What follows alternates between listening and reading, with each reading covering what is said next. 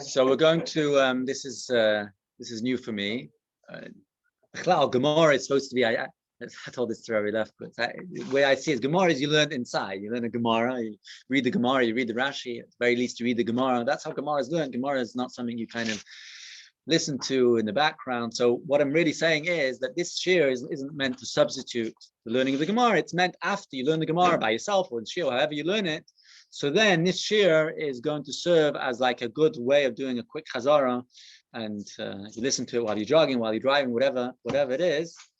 But it's not a substitute. You don't that's not Gemara. Gemara isn't something you listen to quick 10-minute daf. Now they have all these types of things. But it serves a purpose that it's a good chazara. We don't need to go inside. It's shakla v'tari of the Gemara, what the Gemara says. So start with daf Beis Amud Aleph. I'll finish with Beis Amud Beis. We'll do the entire daf and we'll see how long it takes. So the Mishnah starts off with just a quick Hakdama. We're talking over here in Maseches Makkos about Eidim Zoimimim. Pasuk says that when Eidim are found to be false Eidim, two other Eidim come and say, Imanu Hayisam, you couldn't be possibly been testifying about such a case because of that time and that place that you claim such and such thing happened. Imanu Hayisam, you were with us. Says the Torah, Vasisam lekashazam, and says, if you do to the Eidim like they plotted to do to the nidin, like they plotted to do to the person they were testifying about. So if they right? So that's the general rule, that if two Eidim come and say Chaynis Chayiv Skila, so then they're found to be Eidim Zaymimim, B'Imon Hayisem, so then they get the same Einish Skila. If they were Mechayiv in money, so they have to pay money. If they were Chayiv in Malkus, they get Malkus, and so on. Our Mishnah talks about the exceptions to the case. So there's two exceptions. The Gemara is going to say there's another two exceptions, four exceptions altogether, but the Mishnah discusses two exceptions of when the general kasha zaman punishment is not applied. What are the two cases? So one case is when two Eidim come and say that somebody's a cholol, that somebody was born from a union of a Klein and a grusha or chalutza, so the child's a cholol. And the second case is the case of two Eidim who come and say someone killed someone b'shoiging in his chayiv golos. So in both of those cases, the Eidim don't get the kasha zaman. What happens instead? It's an important point. It's not just that they don't get kasha zamim, like in Arba'im, they get malchus. So that's the Mishnah. The Mishnah says two cases where the Eidim Zayimim don't get the regular kasha zamim, instead they get malchus. The case of Eidei ben Grusha, they try to make someone a cholol, and the case of Eidei Golos, they try to make someone chayiv Golos. The Gemara and Daf Beis Amud Aleph, before it gets to the Makkos of where we know these dinim from in the Torah, asks a technical question on the Lashon Gemara, on Lashon HaMishnah. Lashon HaMishnah was Keitzad Eidim Nasim Zayim, how the Eidim made Zayimim. And the Mishnah continues by saying two exceptions of where they don't get the regular kasha zayim. They're not typical Eidim Zayimim. So this is what the Gemara is busy with. How does it work? The Gemara asks two questions. Number one, the Lashon doesn't make sense. Eino Eidim Nasim Zayimim miboile. The Gemara Mishnah should have said, how are the Eidim not made Zayimim? Because it's not the regular kasha zayim. They don't get the regular einish of kasha zayim. They get malchus instead.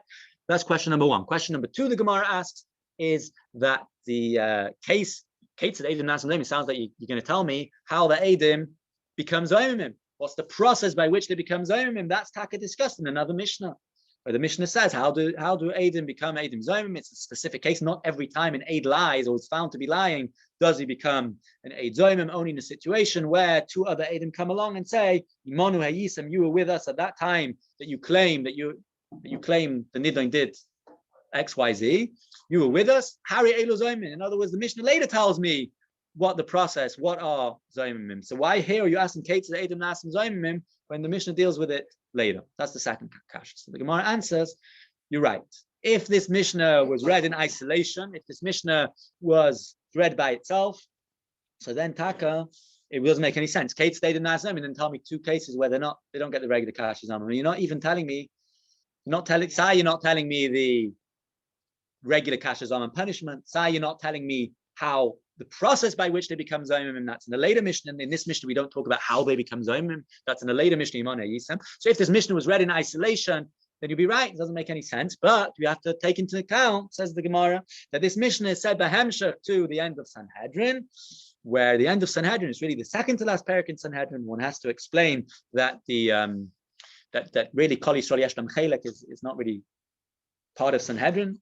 properly.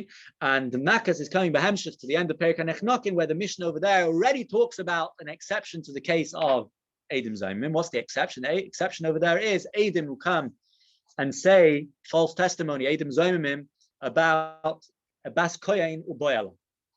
About a Bas Kohen was being Mezana, and the person that she was being Mezana with, that although really logically speaking, they should get the oinesh, the punishment that they tried to cause to the Bas Kohen, which is Shreifa. Why should they get Shreifa? So Bapashtus, because the Bas Kohen gets Shreifa. Every other Eish Ish gets Chenek, but Bas Kohen is an exception to the rule where she gets Shreifa. So, and the boil gets Chenek, like a regular Baal Eish Ish.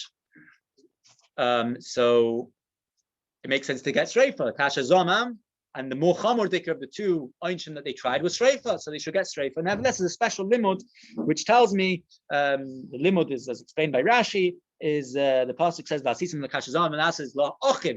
Why do you say la'achiv? La'achiv v'le'la'achoi, so that whenever they're trying to do something to both a male and a female, so that they get the male's oinish. And in this case, is chenek and not skila. So the Mishnah over there is already dealing with cases where the kashazam is not applied strictly. The guy's chayav misa, he gets chenek, but he doesn't get the exact same type of misa that they tried to do to the Bas Kohen, which is Shreifa. So since we're already talking about cases where there are exceptions, so we continue with exceptions, and the Mishnah kind of can be read as follows: how do these Eidim, these types of Eidim who don't get the Kasha Zamam, and I'm going to tell you some other types of Eidim who don't get the Kasha Zamam at all. They don't get the punishment at all. Not only do they not get the particular Misa like the Eidei Bas Kohen, but they don't get Kasha Zamam at all. How do they get punished? How do those Eidim which don't fall into the category of regular Kasha Zamam, which we're already kind of discussing? I'll tell you some more. And how do those Eidim become Zaymamin? How do they get punished?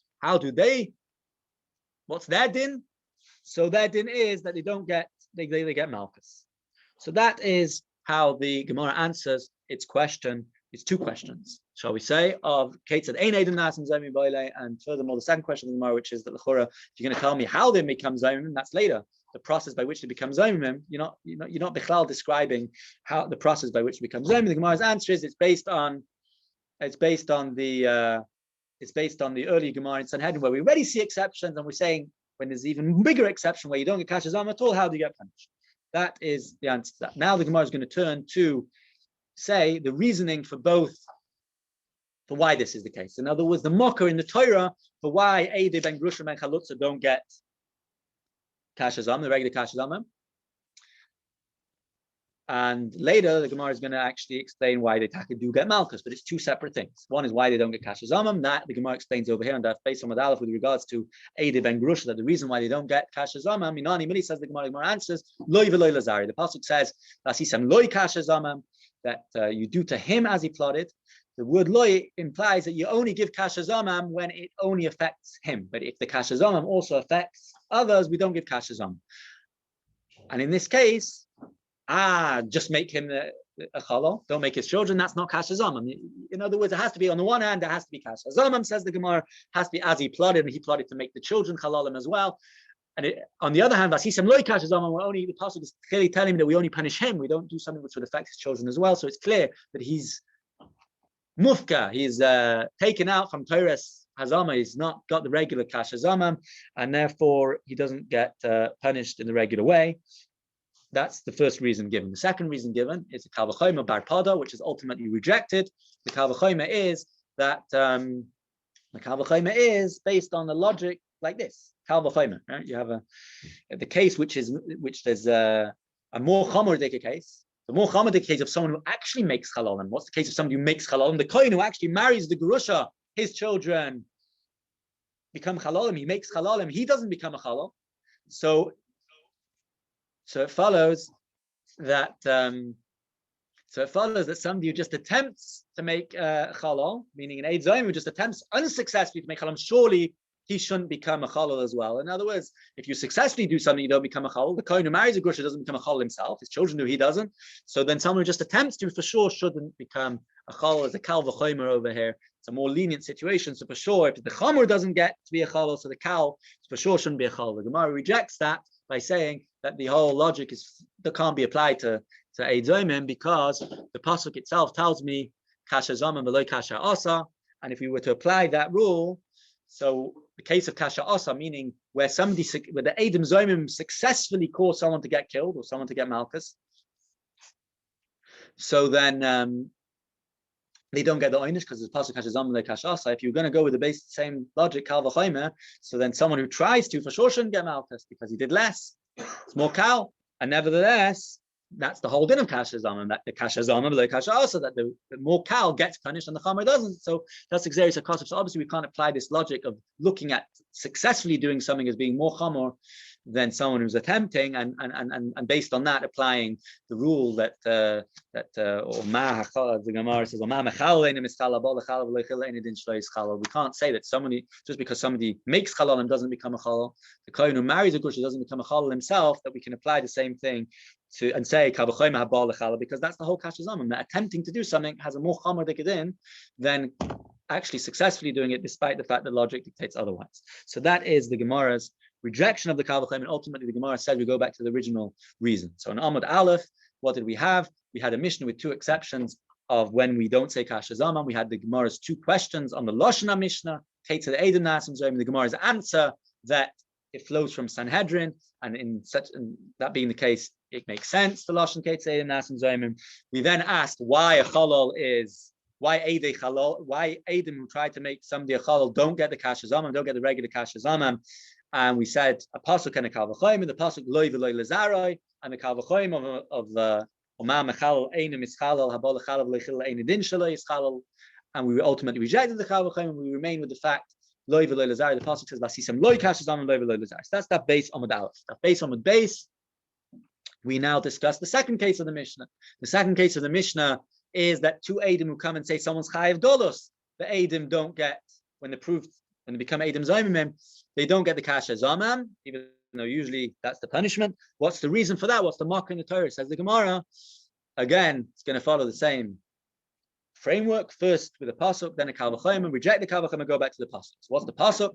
The pasuk is that the pasuk by Golus, the pasuk says, Hu Yonos alachas ha'arim, that the person who killed, he runs to one of the cities, from which we learn Hu v'loy Zoimim, that it only applies the special din. In other words, we learn from the pasuk which talks about Golus, that it says he should run to the city, meaning the guy who kills the shoiga gets Golus, gets a punishment of Golus, but it excludes anyone else, even Eidim Zoimim, from getting Golus. That is the pasuk, the reason which is brought down by Rabbi Yochanan, and then, the reason which is brought down by Rish Lakish, and then Rabbi Yochanan brings a kal v'chaymer. Rabbi Yochanan's kal v'chaymer is as follows: that we find that Mezid doesn't get Golus. So kal v'chaymer, we find that somebody who kills the Mezid doesn't get Golus, even when there's no other punishment, like he wasn't warned, so there's no Misa, he doesn't get Golus. Mezid never gets Golus. Says the Gemara, kal v'chaymer, if already someone who does a Maisa b'Mezid, involved with the Indian of killing somebody, right? In other words, somebody who kills b'shoigig, the pasuk says he gets Golus. Someone who kills b'Mezid doesn't get Golus. So Mezid doesn't get Golus by Maisa. So for sure, if you just did a dibur b'Mezid, you just spoke, tried to, right? You're an Eid Zoimim, you tried to get somebody to be chayiv Golus through your dibur. So for sure you shouldn't get Golus. Dibur is more kal than Maisa. So if Maisa doesn't get Golus when it's Mezid, dibur b'Mezid for sure shouldn't get Malchus. That's the kal v'chaymer. So the Gemara says now, the Gemara slugs that up by saying, again, the Gemara is saying that no, the reason Hianisenes means that the exact reason why you want to say that the Eidim Zoimim should be part of Golus is actually a reason why they should possibly be chayav in Golus, because you're telling me that dibur is more kal than Maisa, and therefore the Eidim Zoimim shouldn't get Golus. The truth is that the reason why someone who kills b'Mezid doesn't get Golus is because he did something which was too chomer, that Golus shouldn't work, meaning the punishment of Golus is too light for the Maisa HaChomer, for his terrible sin of killing b'Mezid. Therefore, it follows very possibly that someone who just does dibur b'Mezid, which is more kal, maybe Golus is a good fit, maybe Golus is a good kapara. So therefore, v'hiani senes, your kal v'chaymer actually works against you because maybe the fact that it's more lenient is more of a reason to give Golus rather than less of a reason to give Golus. So therefore, the Gemara says that we go back to the reason of Rish Lakish, which is that Hu Yonos. We learn it from a pasuk, Hu Yonos alachas ha'arim, that only the person who actually kills goes to Golus, no one else, even Zoimim. So far we've concluded with explaining the reason of why both cases in the Mishnah, both the Eidei grusha v'chalutza, and the Eidei Golos don't get the kasha zomim. Now the Gemara is going to continue by addressing the issue of why they get Malkus. Just because they don't get kasha zomim doesn't mean they get Malkus. Why should they get Malkus? So the Gemara says, there's a little piece of the Gemara which I'm going to miss out. Remez leidim, a little piece of the Gemara missing out, but basically the Gemara is saying, how do I know that Eidim Zoimim, which don't get the regular kasha zomim, get Malkus? What's the mocker? We know why they don't get kasha zomim. Why? Right? We've said different psukim for that above, but why do they get Malkus? So the Gemara answers, because we find a very interesting thing in the Parashas Malkus. The Parashas Malkus is a parasha which talks about giving Malkus to everybody. It's just a parasha which talks about how many Malkus to give. The guy has to bend down, we learn. You're not allowed to give more than 39 Malkus. The pasuk is just talking about Malkus, but there's a very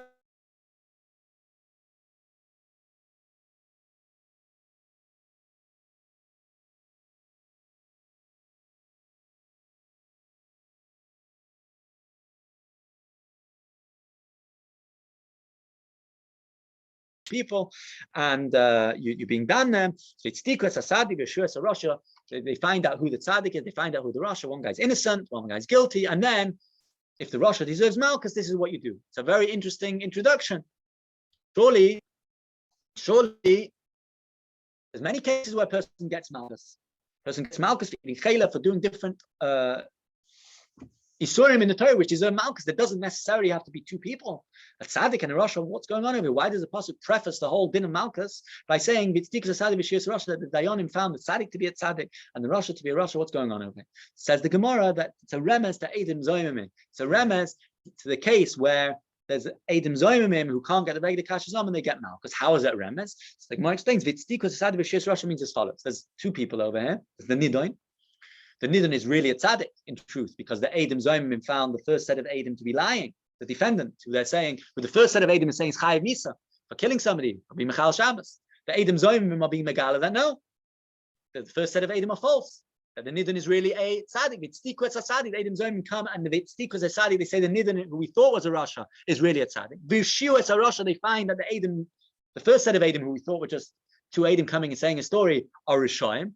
So then the Hoyim bin Akos Rasha, if the Rasha, meaning if the Eidim Zoimim deserve Malkus, so then there's the following day that they get Malkus. So what do we see from here? That there's certain situations where Eidim Zoimim get Malkus. Which is a situation, obviously not in a situation where the Torah tells you clearly what punishment they get, rather the case where we don't know what punishment they get because they're excluded from Kasha Zom, like our two cases in the Mishnah, Eidei Grusha and Eidei Ben Grusha and Eidei Golos. So they get Malkus. The Gemara asks the kasha, just a second. Why do you need a special plus we speak of Sadi B'Shir Saracha? Loisana, there's a lav in the Torah, you're not allowed to testify falsely. The Eidim Zoimim, true Eidim Zoimim is a unique case of Eidim Zoimim. They're proven to be false with Imanu Hayisem, but ultimately they're lying, they're testifying falsely. The Torah says Loisana. Loisana is a lav. We know there's a general rule. Any lav which the punishment isn't specified in the Torah gets Malkus. So this is a situation. The punishment isn't specified because they can't get kasha zomim, so they should get Malkus. Why do we need the possibility of stikus tzaddik? The answer is very simply, lav she'ein b'maisa, the whole lav she'ein b'maisa ein lokinon. I'll just add, in the words, it falls into the category of a lav which there's no action involved. The Eidim Zoimim didn't do anything; he only spoke. There's a general rule that any lav she'ein b'maisa, you don't get Malkus. I'll just add that ultimately, ein oin shnelim kein man's hearing. There is an idea that you don't get punished unless you get warned. So ultimately, we do need the pasuk of Loisana as well, because V'tztikus Tzaddik is not a good enough reason why every time the Torah says someone gets a punishment, the Torah somewhere else or in the same parish has to say you're not allowed to do this. You're not allowed to do it. So the Loisana is the law telling the Eidim Zoimim don't testify falsely. V'tztikus Tzaddik tells me that if they do, they get Malkus. The Gemara continues by saying that there's a brisa which actually adds on to the Mishnah and says that there's not only these two examples in the Mishnah which don't get kasha zomim, there's two more. There's two more cases, and Rabbi Kiva adds a fifth din, not a fifth, another din. Rabbi Kiva adds another din of Eidim Zoimim. Let's see. So what are the two extra cases? There's the two cases that we said till now: Eidei Ben Grusha and Eidei Golos, and the two other cases are Eidim Zoimim who come to say that someone is chayiv kofer. Kofer means when somebody's shoyer kills somebody for the fourth time, so then the shoyer is a shoyer muad, and a shoyer muad which kills, that's the Torah says that he's chayiv misa. The Torah says that he's chayiv misa, and then the Torah continues by saying im koifa yoshas Allah. But we don't actually do that. There's a way of him getting out of it, which he's chayiv to do. He pays koifa. He pays a monetary payment towards the yorshe hanerag, to the inheritors of the person who was killed by his shor. And again, this is only when his shor, it's the fourth time his shor is killing somebody. He pays money. So Adam Zomu tried to get somebody else to pay this koifa. They don't pay this koifa. That's one case. Case number 3, where they don't get kashazam. Case number 4 is Einim Karim B'Avid Ivri. If they try to get somebody to be sold as an Avid Ivri, we'll elaborate soon what's the situation exactly. But generally speaking, we know that if somebody steals and doesn't have money to pay, so then he has to become an Avid Ivri and pay off his debt that way, pay off his theft that way. So what happens if 2 Adam come and say that somebody is stole and has no money? We'll get into the details soon, but what happens if basically Adam, basically the Gemara is saying, we'll get into the details soon, Adam can't be Avid. There's a general rule that Adam Zomim don't become sold as an Avid. See exactly the situation soon. Okay, so those are the 4 cases. Rabbi Kiva adds another din. It's not a 5th exception to when they don't get kasher zaman, but it's in the same brisa. The brisa really says Dal Dvarim Nemru Adam Zomim. There's 4 things said about Adam Zomim. The first 4 happen to be exceptions where the Adam Zomim doesn't get kasher zaman. Rabbi Kiva adds a 5th din, which is said by Adam Zomim. It's not a 5th exception where they don't get kasher zaman, but he says it's another special din by Adam Zomim. Ein Mashaman Apiatzman. Usually there's a klal who does Bal Din Kamei Adam Dami, that somebody who admits guilt when it comes to monetary matters, he admits being chayiv money, let's say, he's chayiv money. You don't need Adam to confirm what he's saying, but Adam Zomim, if they have found Eid Zomim in one bezdin and then they run away and then think, oh no, want to do tshuva, whatever, they come to the second bezdin and say we were found to be Eid Zomim and we're chayiv money, they're not chayiv money. The Gemara is going to explain the reasons for all of them, but on base we'll deal with the reasons for the first 4 dinim of the Tanakama, and the Kiva is basically will be in the next daf. So what does the Gemara say? So the Gemara says that what's the reasons for these 4 dinim? So the first 2, Kida Amram, we already said that why Eidei Ben Grusha don't get kasher zamam, why Eidei Galus don't get kasher zamam, Loi V'Loi Lazarai, Hu Yonus, by the Galus. What about the other 2? 2 additions of the brisa. Why do you not pay koifer? Why do Eid Zayim not pay koifer? So the Gemara says, Kufra Kapara. The mechanics, how koifer works, is not like a regular din where it's a monetary chiyuv. The koifer is coming to be mechapa, really a chayiv misa b'dei shamayim, and in place you're being mechapa for it by paying money. So that's only shayach if your shor killed somebody. But if your shor didn't kill somebody and you're not chayiv misa, then we don't say we can't be mechayiv you koifer. That is the Gemara's explanation. The Gemara sidetracks to say that we know there's machlokes, kufra kapara. In other words, the Gemara says kisova kufra kapara. This man Dama holds a kufra kapara, but there's also shit which says kufra mamayna. So the Gemara sidetracks and says, you know what? Who's the one who says kufra kapara? Who's the one who says kufra mamayna? Who are these people? The pashtos the Gemara's havamina is we can link it to a machlokes about kofer, what you pay. The pasuk just says im kofer yushas olav the nasan pidyon nafshay. You pay the redemption of his soul, but what does he pay? It's a machlokes. One Tana says, Tana Kama, I believe, says that it's the domain nizak, the Rabbanon, referred to as the Gemara later as the Rabbanon. They say domain nizak, you pay the value of the nizak, meaning you pay the value of how much the nizak would have been able to be sold on the slave market to the Yorshe Hanerak, to his Yorshim. And Rabbi Shmuel ben Broika, the second opinion is that you pay domain mazik, meaning the person, the Baal HaShor, the owner of the shor, he pays the value of how much he would be sold in the slave market. That is the machlokes tanoim. Says the Gemara, it seems very clear that the one who says the main is a go from a minor, he's saying you have to pay for what you damaged. You killed somebody, you have to pay his value. The one who says the main mazik seems to be saying no, it's not an issue of paying what you caused damage, it's an issue of redeeming your own soul. You really should be chayiv misa, you have to redeem it, so you're redeeming it by paying your value. That seems to be the obvious, right? The conclusion. So that's the Gemara's havamina. The Gemara says no, it's lav dafka. I say lav dafka, but Papa is saying no, that's not true. Everyone holds kufra kapara. We don't have to say that this machlokes is taloi ha'bahal. We can say that both Tanoim, both the one who says the main nizik and the main mazik, even the one who says the main nizik, which sounds like it's a monetary thing, would also agree that kufra kapara. It's a little bit difficult to understand. So how do we explain it? So the Gemara says, what's the reasoning of the Rabbanan? The reasoning of Rabbi Kiva, of Rabbi Shmuel the reason of Rabbi Shmuel Rabbi Yechon Broku says the Mei Mazik is very interesting. The Pasuk says the Nos and Pidyon Nafshe. It sounds like it's a redemption for your soul, so you pay the Mei Mazik. But if you're both saying Kufra Kapara, then we have to understand what's the reason why the Mei Nizik, that you pay the value of the Nizik. Says the Gemara that the reason is, everyone holds Kufra Kapara. The question is how you pay. Why taka the Mei Nizik? So the Gemara explains, is the Gzer Shava, Hashasa, Yushas. Here it says the word Yushas. It's an interesting way of saying that someone's chayav money.